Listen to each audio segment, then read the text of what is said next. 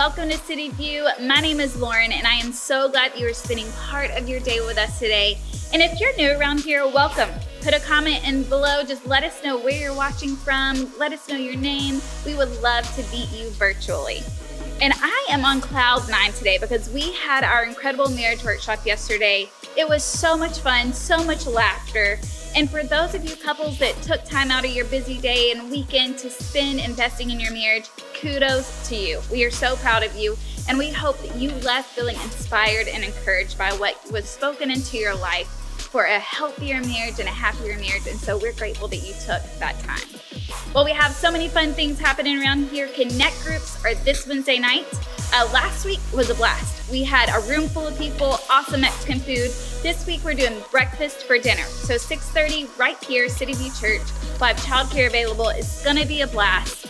And we're gonna have some awesome food, great conversation. So come join in on the fun. It'll be so much fun. We also have our Connect class coming up next Sunday. So on the 19th, after the 10 a.m. service, this is a great opportunity for you to connect more with City View Church. So whether you want to know a little bit more about us, want to join a team, or really what the fun part is learning more about who you are, how God's wired you, and what your personality type is. We have the best time learning about these things, so we want you to join us. Lunch is provided. We'll also have childcare available too. So RSVP at cityviewcc.com/events right there and sign up for Connect class. It's going to be so much fun. And then ladies, our time is coming up, and I'm so thrilled to kick off Woven. And Woven is our women community groups where we will get together once a month for a fun activity. And this month we are doing a pottery painting night at Serenity Cafe in La Mesa.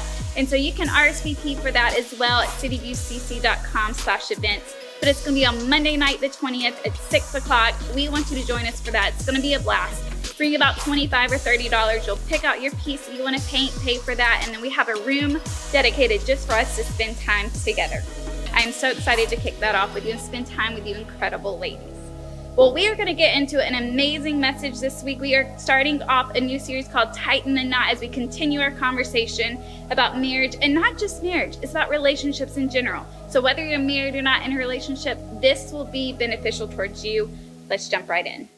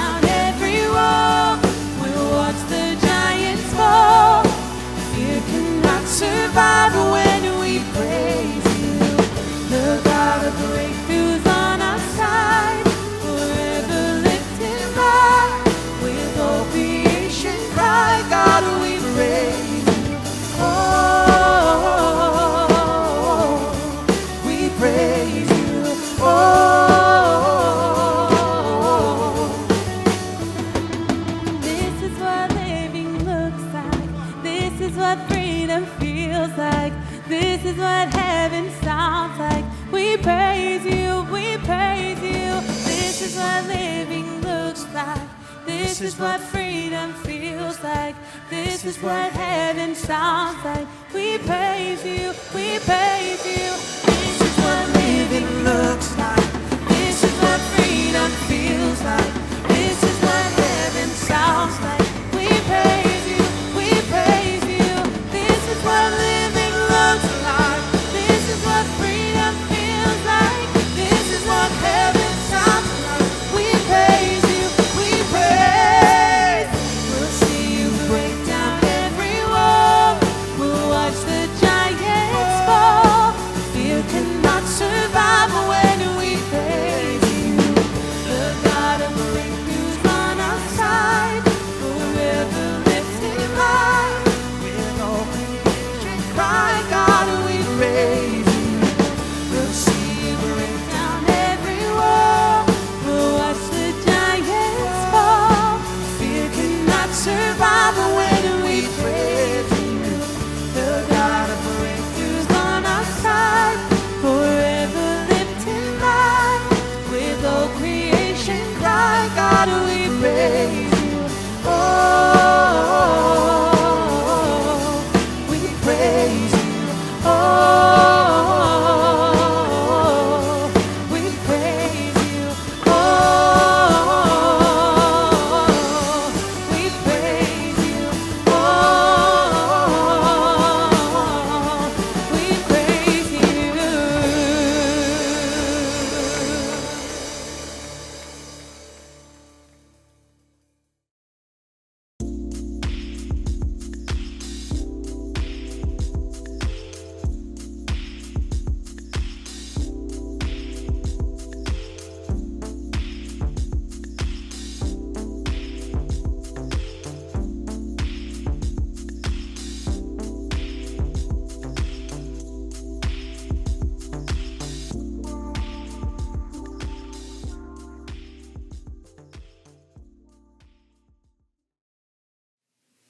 What is up, family? I could not be more excited today to talk about one of my favorite topics in the world, relationships. We're starting this new series, and while it may be branded around marriages, the reality is that the principles that we're going to talk about will be impactful in every one of your relationships.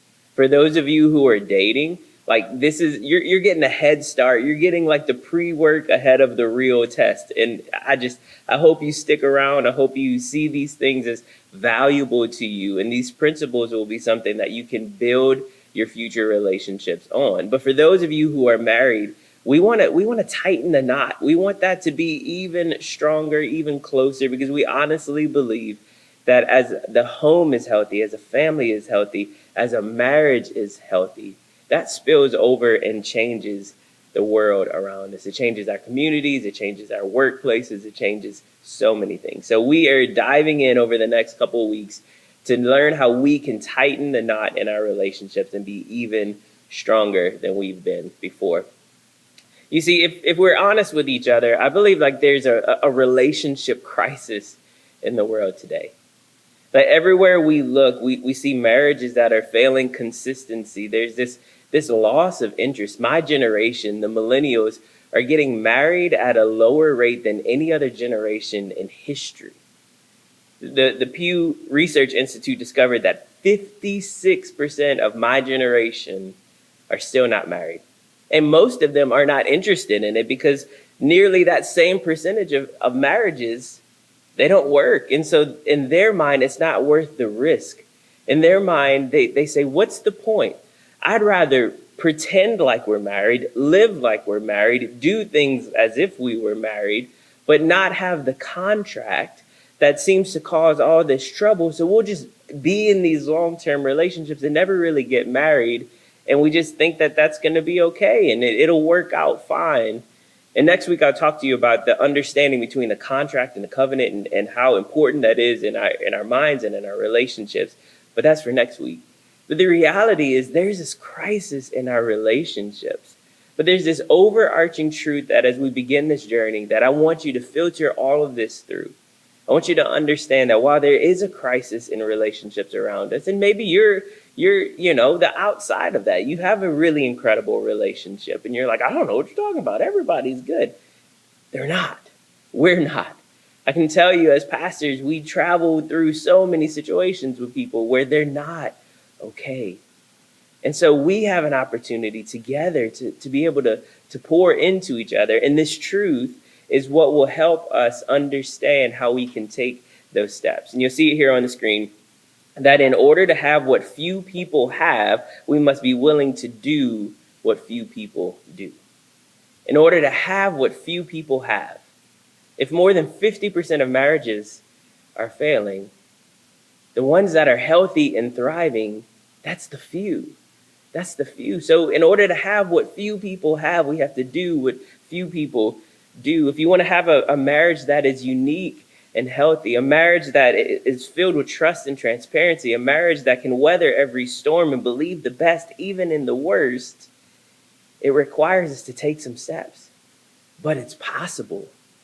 Your marriage, maybe it's in a tough season, in a hard stretch, it's possible for you to have a healthy, powerful, influential marriage in the people around you. I believe that God can do that, but I believe it starts with us understanding the difference between our intentions and our expectations. You see, almost every relationship for guys, it begins with a really awkward conversation with a dad, where the question comes across the table, comes across the living room, comes across the desk. What are your intentions with my daughter? And I know for me, the first time that I asked my now father-in-law to marry Lauren, he said no. And listen, I don't blame him. I had a lot of stuff that I was trying to figure out in my life, and I was a bit of a hot mess, okay? So I totally get that. The second time that I asked him, he said yes, but there was a shotgun sitting on the table in between us, and he said, I just want to let you know, this preacher collar will come off if you hurt my daughter. Again, understanding. Now he loves me. Now he's like, when he wants me to do something, I'm trying to figure out if I want to do it. He's like, I only had daughters, and you're my son now.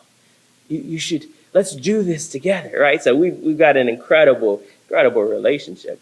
But could you imagine responding to that question, sitting across the table and someone asking you, what's your intentions with my daughter? And your response is, it'll be good for a year or two, but eventually I'll stop seeing her as the best thing that's ever happened to me.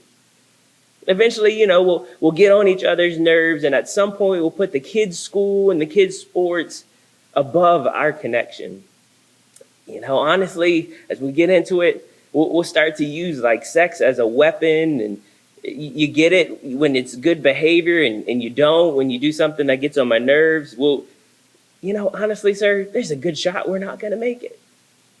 Like you couldn't imagine answering the question that way. Who would ever answer it? But isn't that the reality of so many relationships we see? Isn't that the picture of the marriages within our culture and within our community? Isn't that what we see time and time again? Somehow what we intended to do, what we intended to be, what we intended to accomplish doesn't quite look like our actions. And so here's the truth. If you want what few people have, you need to close the gap between your intentions and your actions. Close the gap between what you intended to do, what you intended to be, what you intended your relationship to look like, to close the gap between those intentions and those actions. But to start this journey, we have to understand that our actions bear fruit. We have to understand that just like the fruits of the Spirit we talked about a couple weeks ago, the fruit of our relationship is a real thing as well. And those fruits are based on the seeds that we planted. Last Sunday, Dr. Tanya used a portion of this verse, and it just fits so perfectly because I knew I was going to be using it this week. But Galatians 6, starting at verse 7, says this: God will never be mocked, for what you plant will always be the very thing you harvest. Just pause there for a second. What you plant will always be the very thing you harvest. What you plant. what you put into it, what you expect, what you intend, what you focus, what you drive, you understand what I'm saying? Like what you put into it, what you plant is what you will get out. Verse 8 says, the harvest you reap reveals the seed that you planted. Well, I don't like what I'm getting out of this relationship. Well, then what did you plant in it? If you plant the corrupt seeds of self-life into this natural realm, you can expect a harvest of corruption. If you plant the good seeds of a spirit life, you will reap beautiful fruits that grow from everlasting life of the spirit. And don't allow yourself to be weary in planting good seeds, for the season of reaping the wonderful harvest you've planted is coming. He says, don't give up in planting good seed. The challenge for those of us in our relationships that are not what we hope for, we have to ask ourselves, what seeds have I been planting? What have I been putting in? Not just the seeds that have been planted today, but the seeds that have been planted over years. You see, in the health world, they understand this, and the way that they describe it is that whatever's currently like a messed up or a dysfunction or a disease or something that's happening in your body today is actually based on what you planted into your body 8 to 10 years ago. We assume that everything is this immediate thing. You're like, well, I ate a salad today instead of a burger, so my cholesterol should be 50 points lower. And it's like, boo-boo, you've been living off of Twinkies and In-N-Out for the last 10 years. One salad can't fix that. One salad isn't going to solve it. And the same thing with our relationships. The fruit that you have now is not a result of what you did yesterday. It's the result of the fruit and the seeds that have been growing under the surface for a long time. And in order to begin to bear the fruit that we want, it requires consistent, not growing weary, consistent planting of good seeds. Consistent planting of healthy seeds now, understanding that those seeds aren't going to bear fruit immediately. They need time.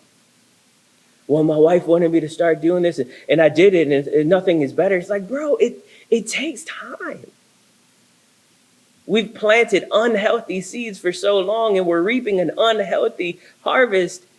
You can't plant one good seed and expect tomorrow for it to all be better. It takes consistent time, allowing that healthiness to grow within the soil, and then the fruit will begin to bear. But we can't grow weary in planting the consistent, healthy seeds in our life. You see, what's interesting is as I believe we understand the principle, you reap what you sow. Like, that's pretty common sense. But here's the truth that many of you miss. Yeah, you do reap what you sow, but you also reap where you sow. It isn't just what you sow, it's where you sow. You see, if you invest all of your time, all of your energy, all of your passion somewhere outside of your relationship with your spouse, where do you think that harvest is going to show up? Like, if you give all of your energy, your best energy to your job, your best energy to your hobbies, your best energy to your kid's sports schedule, let that hang there for a second. The best energy for handling the drama in your extended family. Why do you think it's a surprise to you that all of a sudden you don't have anything left to give your marriage? You've been investing your best seeds in places that aren't your home. You've been investing your best energy, your best passion, your best everything that you have in all of these other areas. And then when you get home, it's like, oh, hey, you can have what's left. And then we're confused why our relationships have this struggle. And look, maybe you're different than I am. Look, you're superhuman. You're stronger than I am. You have an endless supply of energy. You can balance 50 events in 1 week and you can handle it, and you can still have an incredible marriage. If that's you, kudos. Props to you. But for me, I understand that I am a limited person. I only have so much to give. And so do you know what I do? I commit. If there's a field that I'm going to give my best seed to, that field is going to be the one that Lauren is in. I'm going to give the very best that I have to the most important field. And then all the rest of the fields can have whatever's left. The church and hobbies and all of these other things outside of it can get whatever seed is left, but I'm going to plant the best seed that I have in the field that should be the most important. And I just wonder what would happen in your relationship if you started to pivot and shift some of those things. You're giving your best seed to your job. You're giving your best seed to your kids, and your kids are amazing. But if your kids get your best seed and your husband gets the last of it, the harvest that's going to come is a result of where you're planting your seed. It's not just what you're planting, but where you're planting. You see that so many people, right, we hear this all the time. Well, we just ran out of love. We just ran out of love, and that's why we gave up. But that's like getting rid of your vehicle because it ran out of gas. Well, it just stopped working on me. Did you put any gas in it? No, it's just broken. What? No, it's not. You didn't put any gas in it. It's the same thing in our relationships. If we're not fueling it, if we're not feeding it, to look at it and go, well, it's just not working. It's just broken. We just ran out of love. What? I'm sorry. That's not a valid excuse. That's not a valid reason. You see, Lauren and I, we're coming up on 15 years married, 18 years together. And I'll be honest, I intended to do a lot of things as a husband. I had a lot of goals and hope, things that I hoped for to be to her as a husband. And some of those I've been able to do, and others I have a long way to go. And that's just part of the process. But something interesting happens in all of our relationships if we're not careful. You see, our relationships naturally drift towards expectations instead of our intentions. It shifts from, I intend to be this for my spouse, to I expect my spouse to be something for me.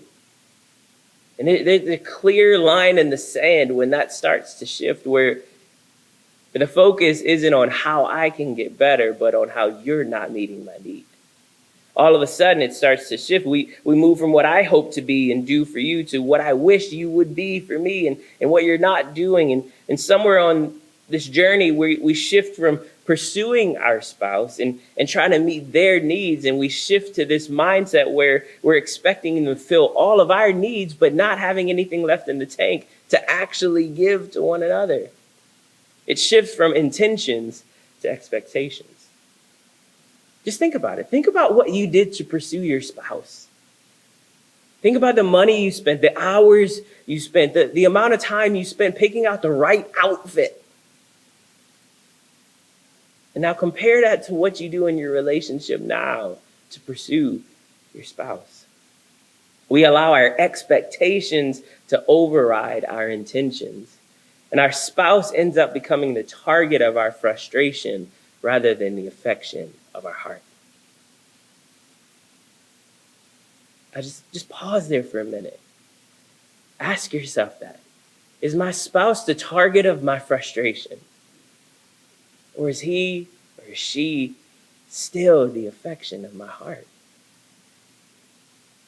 And if you're leading with, they just frustrate me, always, and you've lost that heart for them, that affection, that passion, that love that drew you together, there's a good chance that your mindset has shifted from your intentions to your expectations on them. You see, guys, for some of you, your wife is asking you to be more vulnerable, to be more honest, to be more transparent, for more communication. And guys, your response is, well, I'm still here. I didn't leave her. But here's the truth.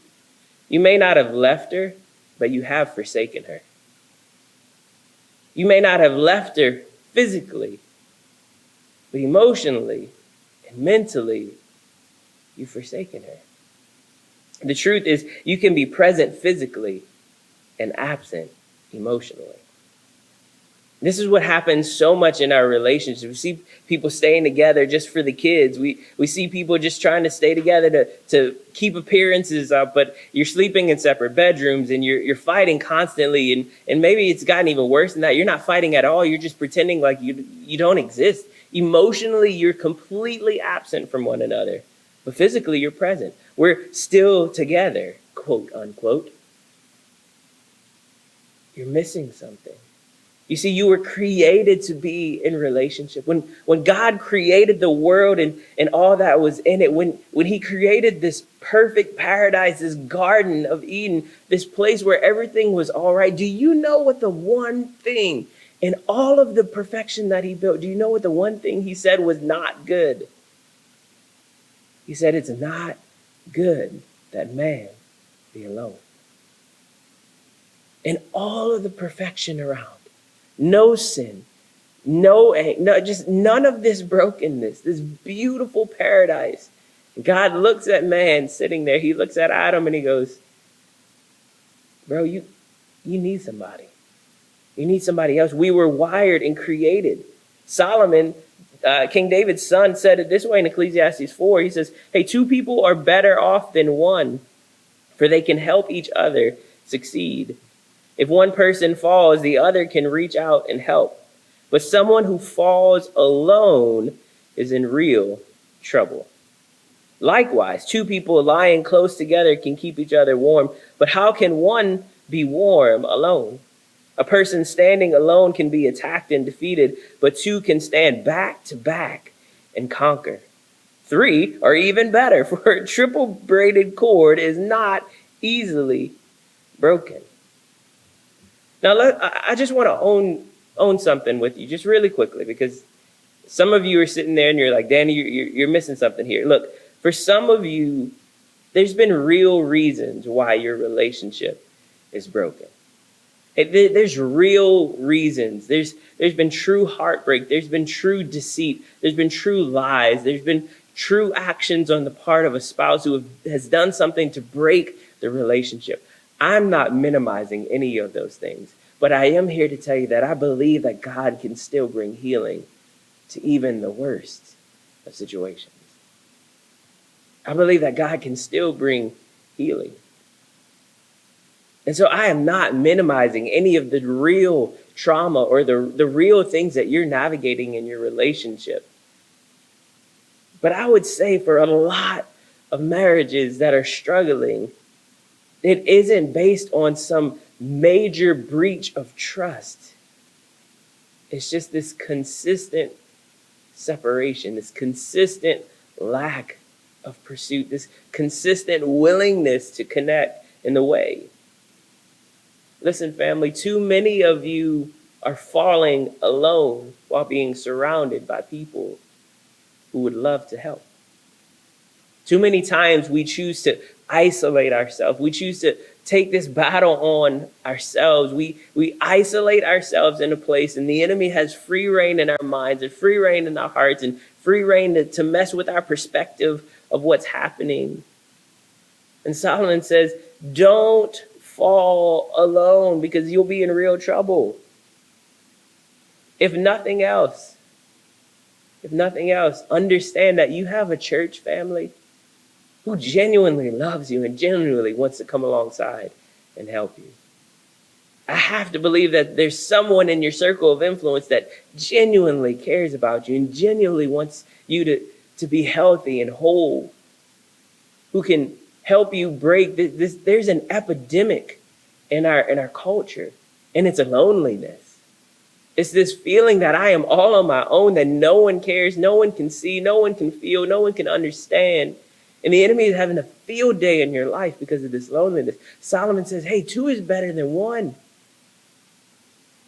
You got to lock arms with somebody. You got to fight back to back against the attacks of the enemy.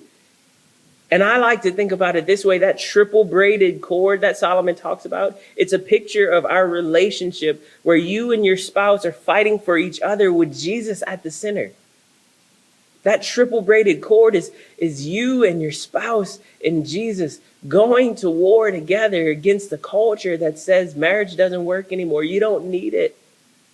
You can do this thing on your own. You can pretend to be married. You can do all the other marriage people stuff, but you don't have to actually. No. You're missing. Listen, the Danny Bible translation, the DBT says it this way: a relationship founded on Jesus and focused on fighting for trust rather than surrendering to assumption is not easily broken. Don't miss this. A relationship that is founded on Jesus. Look, those of you who you're still trying to figure out this Jesus thing and this journey with him and what that all looks like, you can take some of these principles that we're going to talk about, and it genuinely will help your relationship. It will make a difference. I promise you, it will actually make a significant difference. But if you want to see the full impact, you want to see the full effect, found your relationship on Jesus. So a relationship that's founded on Jesus, that's focused on fighting for trust rather than surrendering to assumptions, is not easily broken. I believe that one of the greatest enemies of a healthy relationship is assumption. We spend so much time just assuming things about the other person. And many times, if we're not careful, we get into assuming the worst case scenario.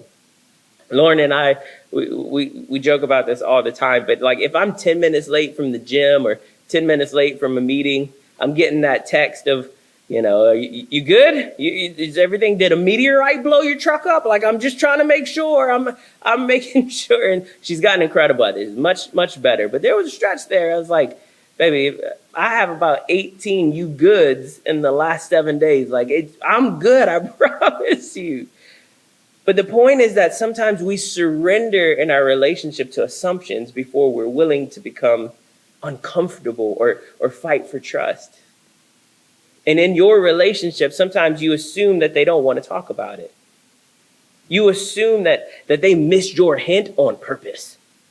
I made it really clear how I felt about this, and he just ignored it. I'm just telling you, he missed it. We just can't. We're not good. Men are not good at the hints. We just don't catch them. It wasn't intentional. We assume that they don't care. We assume that if it mattered to them, they would say something. We assume that their actions, don't miss this, we assume that their actions are a clear indication of their heart. Sometimes their actions are just out of a bad habit. Sometimes their actions are out of a lack of perspective. Sometimes their habit is it's just a habit. It's just an action. And if we assume the worst about each other, rather than getting uncomfortable to have the conversation, hey, babe, do you know that when you do this, it actually makes me feel this? What? I had no idea. We assume that so many things are done intentionally to hurt or intentionally to prove a point, and we allow and we surrender our relationship to assumptions rather than actually fighting for trust with one another. You see, our intentions at the altar were to believe the best, but in our fatigue, we surrendered to assuming the worst about the person we committed to give our entire life to. How does that happen?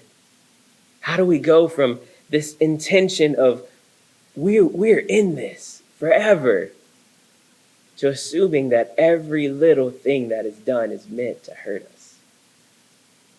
There's a shift. You see, our assumptions lead to expectations that turn our focus from our intentions. Our assumptions lead to expectations that turn our attention from our intentions. We begin to point fingers and assign blame rather than recognizing within ourselves what things have shifted. We shift from just assuming the worst to expecting it. We expect things to go wrong. We start to expect the relationship to get better, but we don't take any steps to actually lead it that way. We expect healthy fruit even though we're planting toxic seeds. We expect a different harvest even though we're planting unhealthy seeds. We expect a harvest in our marriage when there's no seeds in the soil. All of your seeds are planted everywhere else, not in your marriage, but you're expecting a harvest to come out of the ground that doesn't have anything planted in it. Like, this is so important. We expect him to see our needs and fill it. We expect her to serve and respect us, even though we don't give it. And it becomes far easier to point the finger than recognize the part that we play in the chaos. But it didn't start this way. It started with a vow. It started with us standing before somebody and making a promise to live together in holy matrimony, to love her, to comfort her, to honor and keep her in sickness and in health, in sorrow and in joy, to have and to hold from this day forward as long as you both shall live. My challenge to you as we get ready to pray is simple. Reevaluate your intentions. Reevaluate if someone were to ask you today, what are your intentions in this marriage? How would you answer that question? How would it be different now than when you first got married? What are your intentions in this relationship? Listen, just for a week, just for this week, drop the expectations. This is about you. What do you genuinely want out of your marriage? And what are you willing to do about it? Well, Danny, no. Reevaluate your intentions. Where is your heart? What is going on in your life? What's happening in your perspective, your view? Are you filtering everything in your marriage through assumptions and expectations? When's the last time you reevaluated your intentions for your spouse? When's the last time you reevaluated your intentions for your marriage? Take some time to do that. And your challenge today is simple. Before I blame you, I have to be honest about me. Today, I will be intentional in the way that and you fill in that blank. Maybe for some of you, I'll be intentional in the way that I fight for trust. I'll be intentional in the way that I believe for the best. I'll be intentional in the way that I commit to being honest, to pull down my walls, to trust your motives, to pursue you before I pursue anything else. I am going to be more intentional in the way that I do blank. And just at the beginning of this series, allow it to start with you. Because when we spend so much energy on what they're not doing, we miss out on the intentionality and the health that needs to be found in us. But when you have two people who are looking at themselves and their focus is, what are my intentions? What am I going to believe the best in you? What am I going to do to pursue you? What am I going to do to plant healthy seeds in the soil of our relationship? When two people get on that same page, the harvest is beautiful. The fruit are healthy. But it doesn't start by going, well, when he does it, then I will. When she does it, then I will. No.